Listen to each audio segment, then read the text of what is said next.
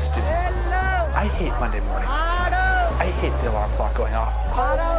I don't want to get up and go to class.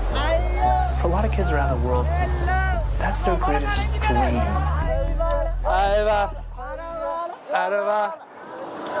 It was April 19th, 1995, 12 years old. I was looking for the comics in the paper, and the headline said, "Boy 12 murdered." And so I start reading the story about this young boy in Pakistan named Iqbal Masih, and how at the age of 4 he was taken away from the family. He worked 12 hours a day, every single day, tying thousands of tiny little knots, making carpets that largely end up in Europe or North America. And then at the age of 10 he escapes, and he starts traveling around the world, raising awareness about child labor, and he's shot dead.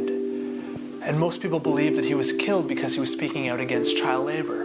I was angry enough that the first thing I did was actually rip off the front page of the paper, and then got to my grade 7 class and started reading this story in front of my classroom and said, "I need your help." And 11 hands went up, and Free the Children was born.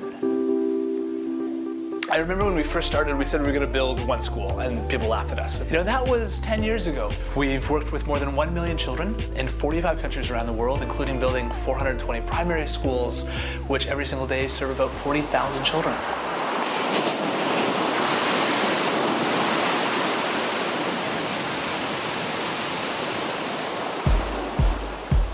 That's what's left of a school.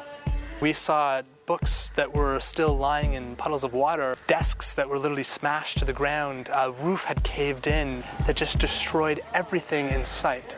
1 year later, I stand here again, instead of devastation, as a symbol of hope. I can read you my speech, but it consists of the Prime Minister, then the President. We're in Sri Lanka to help open vocational training centers in primary schools, rebuilding after the devastation of the tsunami. We have before us a gathering which is a testament to the power of partnership in restoring hope to lives devastated by the tsunami. Thanks to your extraordinary work, I believe that we provided many students here and many young people with a brighter future. Thank you. Thank you.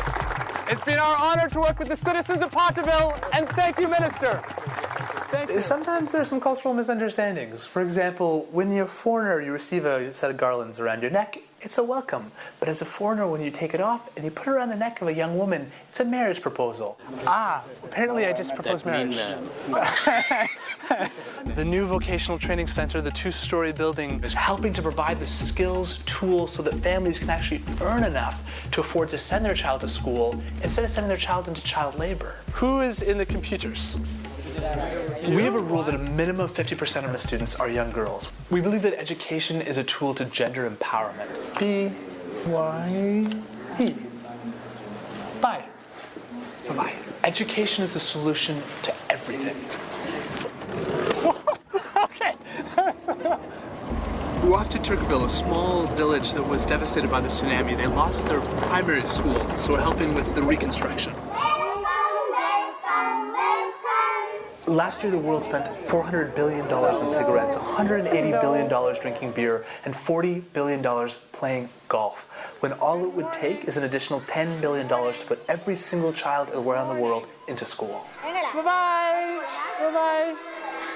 Everyone loves to have fun. Everyone loves to laugh. Everyone loves to be a child. There's some things that are universal, from rolling in the dirt and having fun to universal human rights, like education. Being young, we often got labeled as idealistic, as if that was a negative thing. Because we're young, we believe we can change the world. We believe we're unstoppable. And that's something we should never grow out of.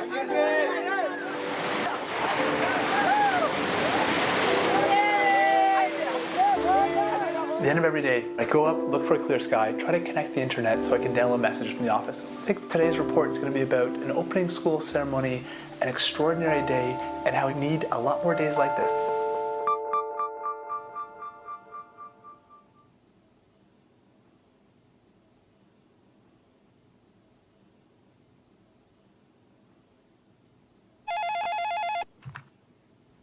Hello?